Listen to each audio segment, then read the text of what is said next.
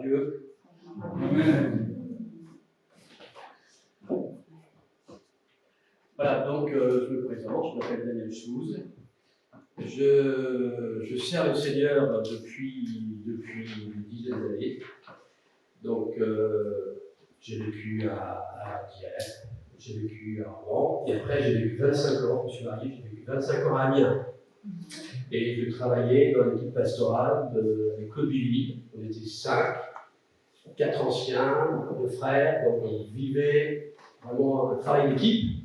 Et c'est pas toujours facile de travailler ensemble pour servir le Seigneur. Dans cette période, avec le frère Patrick, on a fait des sorties en prison, on a fait pas mal de petites choses avec le frère Richard. Je ne me souviens pas beaucoup de souvenirs, par contre, avec le frère Hatton, je crois, il y a le frère Hatton. On a fait une exposition biblique, je ne sais pas si ça vous dit quelque chose, où le Seigneur a vraiment béni, on a vraiment vécu des choses super au niveau de la file. Donc là, j'ai vécu 25 ans avec le frère Claude Billy, qui est parti. Et après, je suis parti sur Boulogne, j'ai servi le Seigneur 11 ans en tant que pasteur de l'église, mais en même temps, je travaille. Donc je suis doublement retraité de la fonction publique et retraité au niveau du service direct, mais c'est marrant pour moi, ce mot ne me résonne pas du tout. Je n'ai pas du tout l'impression d'être retraité, puisque en quittant Boulogne, il y a un fardeau sur notre cœur, il y a un projet sur notre cœur, et c'est un projet qui ne va pas durer 6 mois, qui est parti pour plusieurs années. Depuis 5 ans, le Seigneur nous a vraiment travaillé, Catherine et moi, à travers de ce qu'on a vécu sur la côte d'Opale. Donc, en réalité, sur Boulogne, on avait associé l'église de Dunkerque, l'église de Calais, l'église de Boulogne, et on était 4 pasteurs, et on travaillait ensemble. Donc, je suis pour le travail d'équipe. Le partage des ministères, le soutien, l'encouragement, mais c'est très, très difficile. C'est très difficile de travailler en équipe parce qu'on a chacun nos tendances, et puis, mais c'est formidable. Et donc, je veux dire sur un lien travail en équipe. Donc là, je suis remis à l'église de l'Assemblée de Dieu sur qui a déménagé au Carteret avec le frère Tony. Donc, le frère Tony est responsable avec le frère Richard, ils sont 3 ministères en place. Maintenant, Didier, le frère Biaba, le frère Tornator et le frère Yakoski. Donc, l'objectif, c'est de rejoindre cette équipe. Et là, il faudra un certain temps. Mais notre travail, actuellement, c'est plus travail d'évangélisation. Depuis 5-6 ans, quelque chose résonne dans nos cœurs, c'est être un disciple qui fait des disciples, capable de faire des disciples. Amen. Donc c'est 2 Timothée 2.2. On va le lire, 2 Timothée 2.2. Peut-être avant, on va prier, on va demander au Seigneur de nous parler. Alors ça va peut-être vous surprendre, mais je suis venu pour recevoir. Nous sommes tous invités à donner, et tous nous sommes invités à recevoir. Donc on va prier. Seigneur, nous te demandons de bénir ces moments, de bénir ta parole. Seigneur, de bénir par ta présence chacune de nos vies. Seigneur, nous voulons recevoir de toi, nous voulons grandir de toi ce matin. Nous voulons, Seigneur, que tu élargisses nos cœurs dans la compréhension de ton amour. Tu élargisses nos cœurs dans la compréhension de ton désir de nous voir te servir. Seigneur, bénis chacun d'entre nous. Et fais-nous du bien ce matin. Seigneur, que tous ceux qui sont peut-être venus découragés puissent être ressourcés. Tous ceux qui sont peut-être dans des positions où n'avancent plus puissent, Seigneur, se remettre en selle pour aller plus loin avec toi. Seigneur, tu es celui qui veut nous renouveler ce matin, nous parler, te révéler. Merci, Seigneur, parce que tu veux le faire. Amen. Amen. Voilà. Alors, 2 Timothée 2.2. Est-ce que quelqu'un peut me le lire?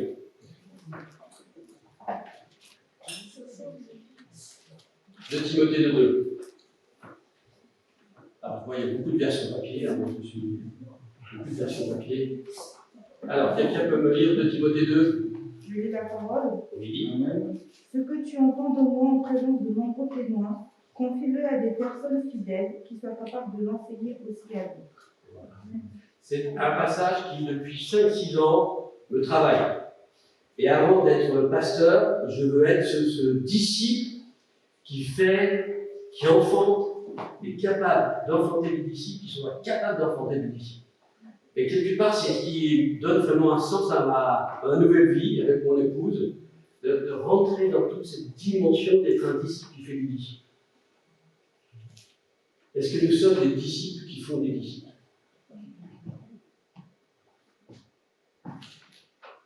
De faire une petite marche arrière, je vais vous poser une question. Ce matin, qu'êtes-vous venu chercher? Ce matin, qu'êtes-vous venu apporter?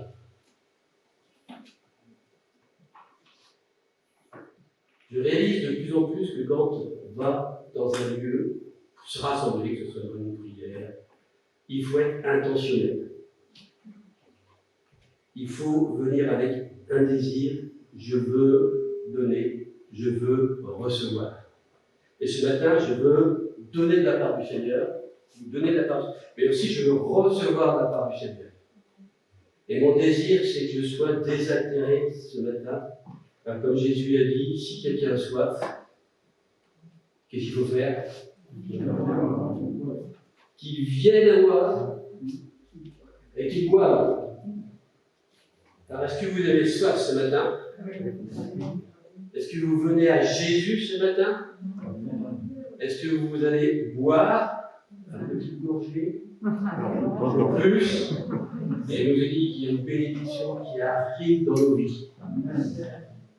Et je crois que décider dans votre tête ce matin, je veux qu'il se passe quelque chose pour ma vie. Je veux donner quelque chose. Et je peux déjà remercier les musiciens qui ont donné, ceux qui ont élevé leur voix, qui ont donné. Et nous aussi, on peut donner par cette intention, Seigneur, je veux aller plus loin avec toi. Donc je reviens à ce texte de 2 Timothée 2:2, je veux être un disciple. Et il y a 6 semaines, il y a un verset qui m'a touché avec ce mot disciple, et j'ai prêché ce message à Nantes il y a 6 semaines, et je n'aime pas de réchauffer. Mais c'est le seul message qui s'est imposé. Et comme j'ai dit tout à l'heure dans la prière avec mon frère, ce qu'il faut, c'est qu'il y ait onction, il y ait la grâce, il y ait un cœur qui soit là et que l'Esprit de Dieu se manifeste. Alors le texte qui m'a touché, c'est dans Matthieu 28. C'est les derniers versets de Matthieu 28.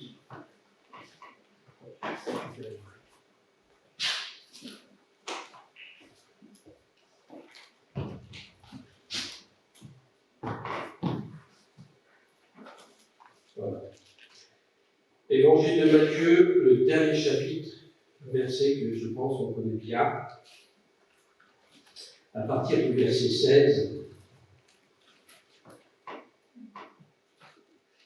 Il nous est dit ceci: les 11 disciples allèrent en Galilée sur la montagne que Jésus leur avait désignée. Quand ils le virent, ils se prosternèrent devant lui. Mais quelques-uns eurent des doutes. Jésus s'étant approché, leur parla ainsi: tout pouvoir m'a été donné dans le ciel et sur la terre.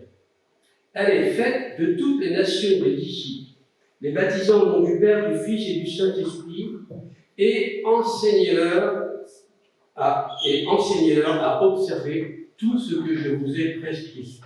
Et voici, je suis avec vous tous les jours jusqu'à la fin du monde. Et je prêchais plusieurs fois sur ce passage, et il y a 6 semaines, il y a un mot qui a tilté dans ma tête: les 11 disciples allèrent en Galilée. Et je me suis dit, mais ils sont 11, c'est des disciples, ils vont en Galilée rencontrer Jésus, et Jésus leur donne une mission. Est-ce que moi, et là j'élargis, est-ce que nous sommes concernés par ces 11 disciples? Est-ce que vous vous retrouvez dans ces 11 disciples? Est-ce que tout ce qui suit ce verset 16 nous concerne? Alors je peux vous dire oui. Moi j'en suis convaincu. Mais est-ce qu'on est vraiment dans ces 11 disciples un disciple de Jésus. Très souvent, on se présente comme chrétien. Je suis chrétien. Je n'aime pas trop ce mot, parce que, suivant les personnes que vous avez en face, ça veut dire tellement de choses différentes que le mot chrétien, il n'a plus trop de sens. Dans le livre des Actes, la première fois que le mot chrétien a été utilisé, c'était pour se moquer, hein, c'était des non-croyants qui ont traité ceux qui croyaient en Jésus de chrétiens, c'était plus une insulte qu'autre chose. Et ça a plus cette connotation dans la parole de Dieu, des gens qui suivent Christ et qui sont un peu spéciaux. Et puis disciple, ça a un autre sens. Est-ce que vous pouvez vous identifier aux 11 disciples? Est-ce que nous avons les mêmes choses?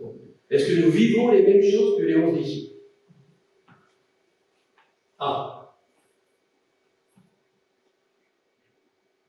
Alors, à votre avis? Alors, ma femme m'avait dit surtout que tu ne fais pas ça ce matin. Me poser des questions. Alors, j'ai une anomalie dans mon fonctionnement, c'est que je suis pasteur depuis un certain temps, mais j'ai été prof aussi un certain temps. Et pour moi, il est important d'avoir des retours. Et ceux qui dorment à côté du radiateur, eh bien, garde. Voilà. Les 11 disciples, est-ce que vous pouvez vous identifier à un disciple? Vous savez que dans les 11 disciples, la particularité des 11 disciples, c'est quoi? Quelle est leur particularité? Leur spécificité. Ils ont vécu 3 ans et demi dans un contact proche avec Jésus. Et pendant 3 ans et demi, ils ont été formés. Pendant 3 ans et demi, ils ont été éduqués. Pendant 3 ans et demi, ils ont reçu un enseignement. Pendant 3 ans et demi, Jésus leur a dit de faire ce qu'ils faisaient, leur a montré, et eux, ils ont fait.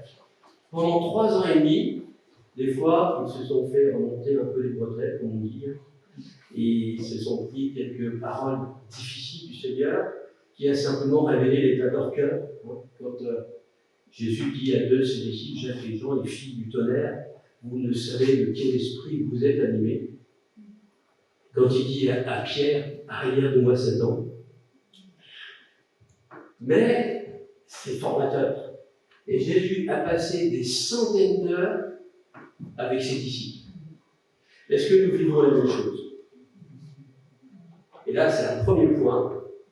Est-ce que nous vivons une communion quotidienne avec le Seigneur? Est-ce que le Seigneur nous forme? Est-ce que le Seigneur nous éduque? Est-ce que le Seigneur nous apprend à le servir? Est-ce que nous grandissons dans cette intimité du Seigneur?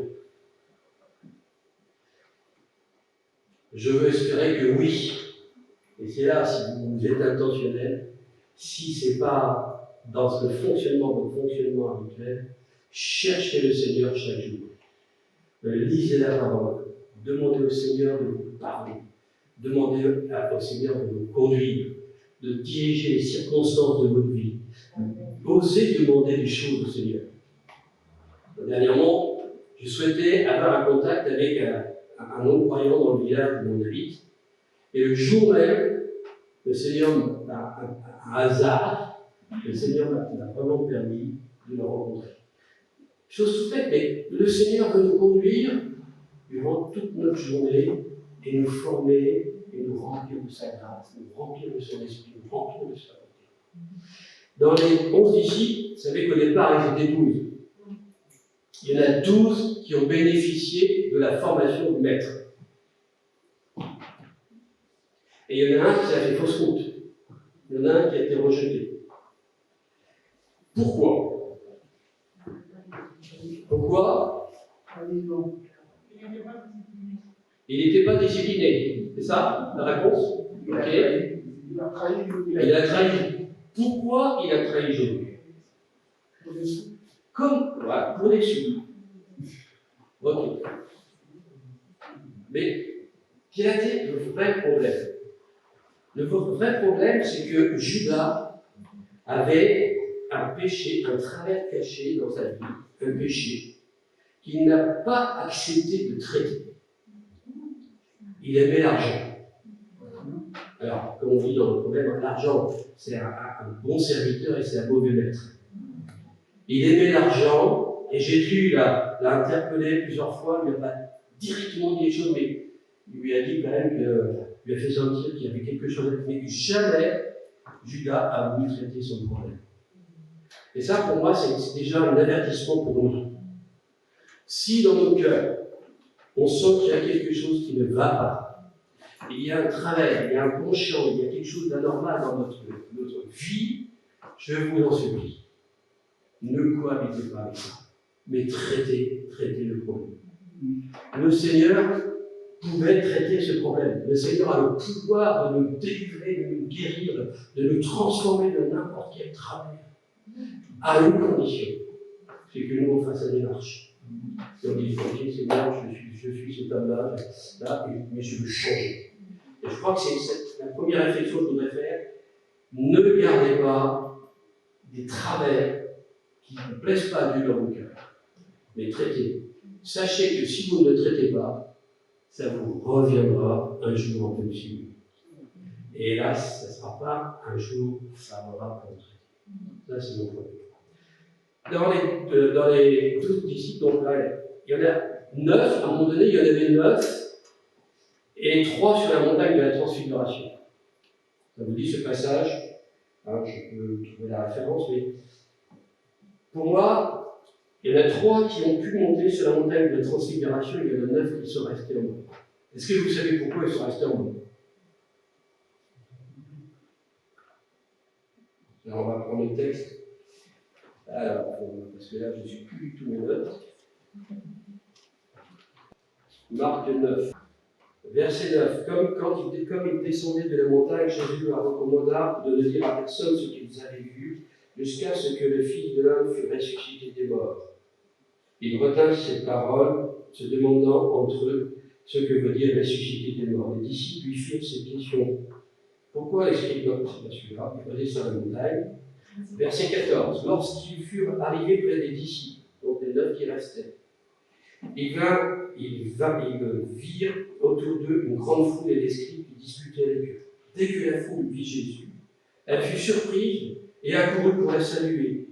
Il leur demandait, sur quoi discutez-vous avec eux? Et un homme de la foule lui dit, Maître, j'ai amené près de toi mon fils qui est possédé d'un esprit muet. En quelques lieux qu'il le saisisse, il le jette par terre. L'enfant écume, grince des dents et devient tout raide.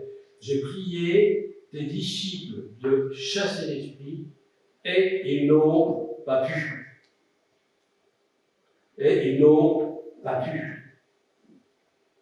Jésus, voici ce qu'il répond. Race incrédule, jusque à quand serai-je avec vous?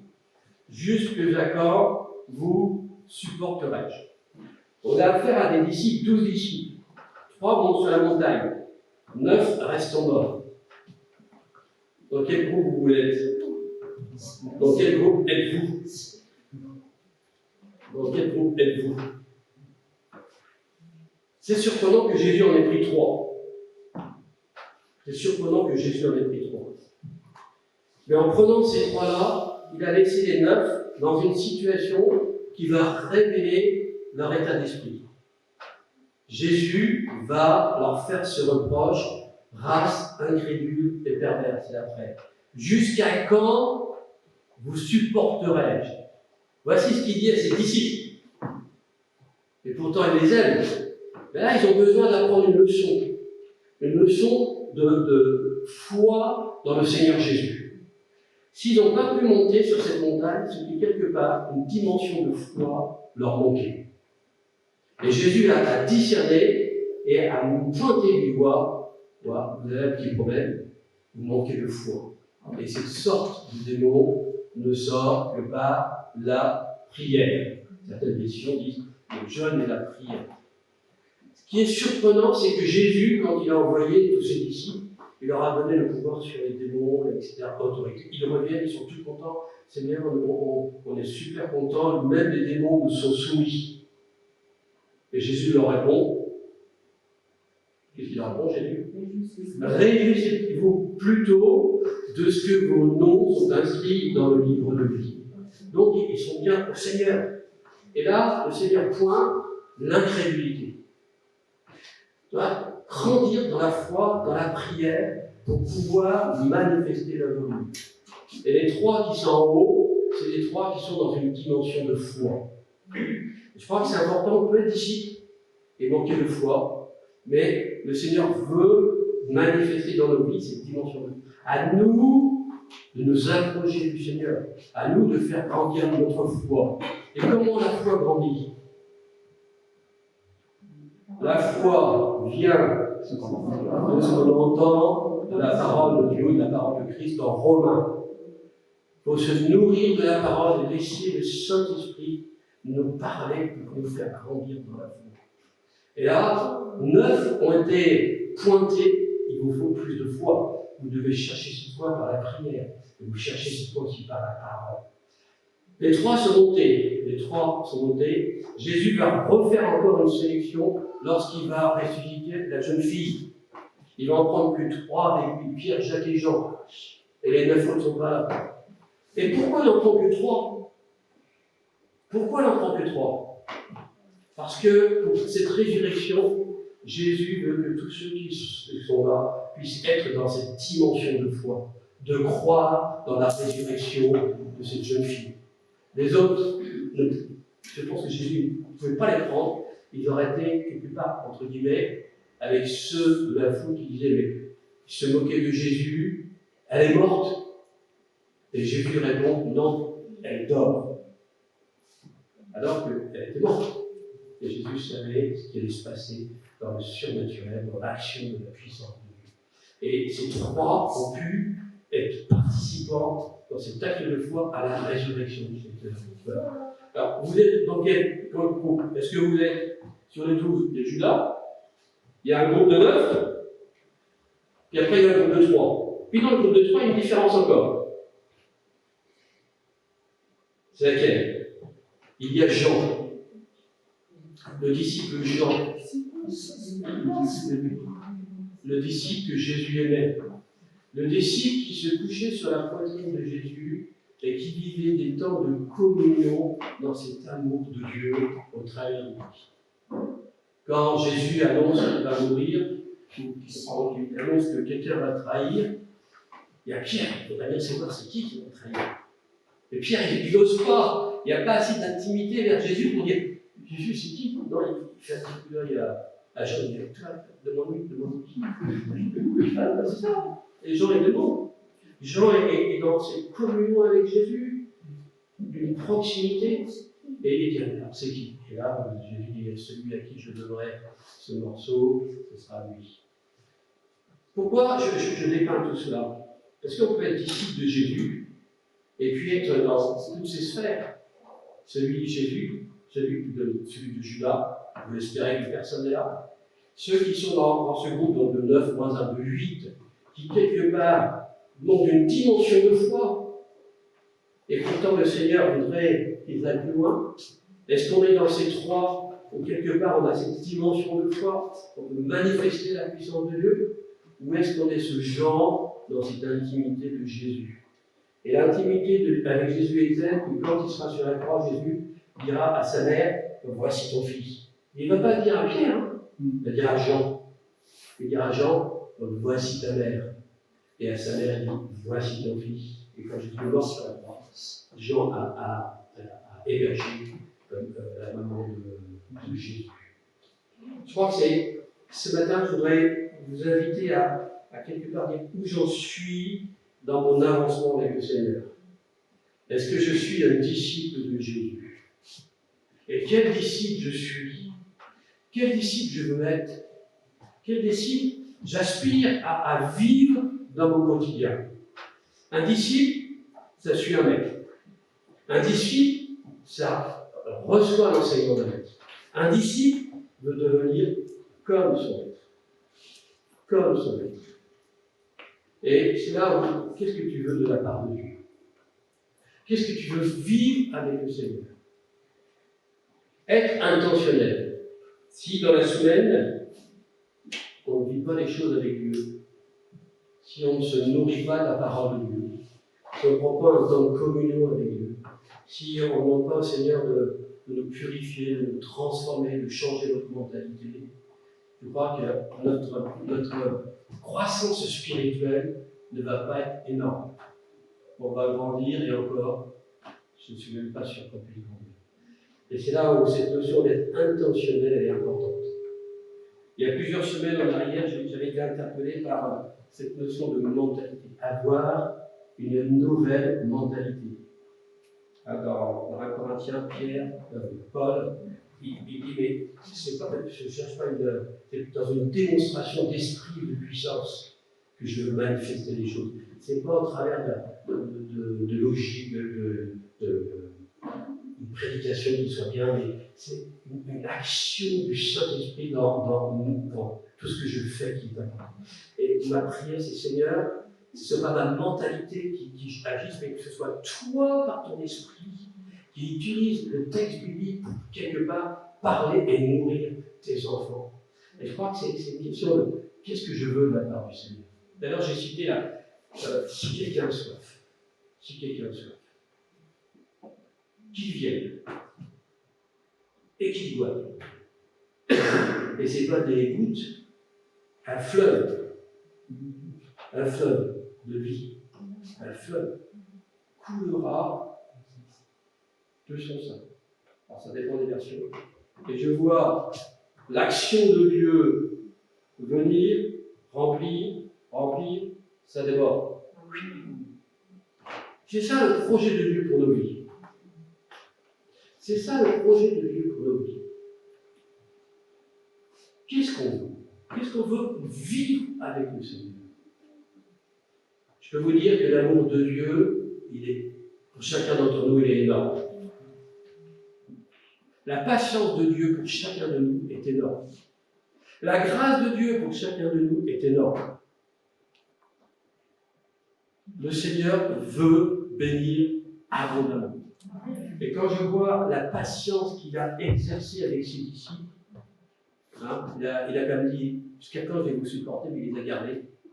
Et là, quand on voit les 11, comme dans Matthieu 28, on voit les 11 qui je ne sais pas si vous avez fait attention au texte. Verset 16. Jésus leur dit, donc les 11 viennent, et juste après, il y en a qui ont eu des doutes. Je ne sais pas si vous voyez. Jésus est ressuscité. Ils l'ont vu ressusciter. Ils l'ont pas touché, mais presque. Ils ont vu cette grâce. Mais c'est vrai que, il y en a qui disaient, ils ont fait courir le bruit. Oui, c'est d'ici qu'on a fait le croix, etc. Et là, il y en a qui ont encore des doutes. Est-ce qu'on a encore des doutes? Est-ce que vous avez encore des doutes sur la grâce de Dieu? Est-ce que vous avez encore des doutes sur votre foi dans le Seigneur? D'ailleurs, le frère faisait allusion au Saint-Esprit qui est en nous. Nous sommes le temple du Saint-Esprit. L'Esprit de Dieu est là. L'Esprit de Dieu est là.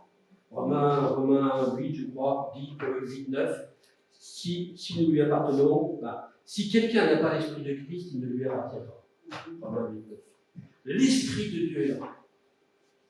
Qu'est-ce que vous en faites? Qu'est-ce que vous en faites? Est-ce que vous lui laissez la place pour s'exprimer et agir en vous? Qu'est-ce que vous en faites? Je peux vous dire que les projets de Dieu pour nous sont extraordinaires. En ce moment, je suis interpellé sur la notion du royaume de Dieu. Jésus prêchait le royaume. Je ne cache pas, vous m'auriez posé la question il y a 6 mois, c'était pas évident dans ma tête. Ça commence à prendre tournure. Mais pour moi, le royaume de Dieu, il est en nous, puisque le roi est en nous. Et le royaume de Dieu, c'est là où on vit les choses de Dieu. Dans ce lieu, nous appartenons tous au Seigneur. Quelque part, on doit vivre le royaume de Dieu. Les lois du royaume de Dieu. Est-ce que vous pouvez me donner une loi qui gère, qui a son rôle dans le royaume de Dieu? Aimez-vous les uns les autres. La suite est bon. Comme je vous aimais. Et comment Jésus nous a aimés? Jean 13, il a mis le comble à son amour en donnant sa vie, et non seulement en donnant sa vie, lui, le Maître et le Seigneur, se fait serviteur pour pouvoir aller jusqu'au bout de sa consécration et nous montrer le chemin.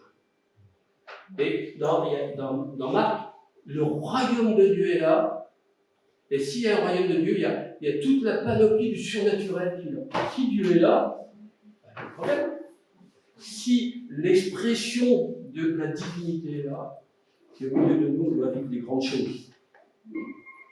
Des grandes choses, ça ne veut pas dire spectaculaires, mais ça veut dire quelque chose qui nous impacte et impacte ce que nous allons vivre à l'extérieur. Mais ça dépend de quoi? Notre foi. Ça dépend de quoi? Quel disciple je suis? Quel disciple je veux être? Et qu'est-ce que je vais me donner comme moyen pour pouvoir atteindre ce but? Soyez convaincus que le Seigneur, il veut vous bénir. Il veut vous bénir. Il veut investir en vous et investir totalement votre vie. Le Seigneur nous veut du bien, il nous aime. Et son amour l'a amené à la croix. Et plus que la croix, il a accepté de vivre sur cette terre, de supporter certains humains, de supporter la trahison, de supporter l'injure, de supporter les coups. Et sur la croix, il est mort complètement dévêtu. Quelle honte! Il a supporté tout ça pour nous. Il a supporté. Alors, qu'est-ce qu'on veut? Notre Seigneur est un Seigneur qui est bon, miséricordieux. Et il y a un verset, je terminerai par celui-là, qui nous dit: si nous sommes infidèles, lui, il demeure fidèle. Si on le relie, il ne reliera. Et si on est infidèle, et je crois qu'on a tous quelque part un peu d'infidélité au Seigneur.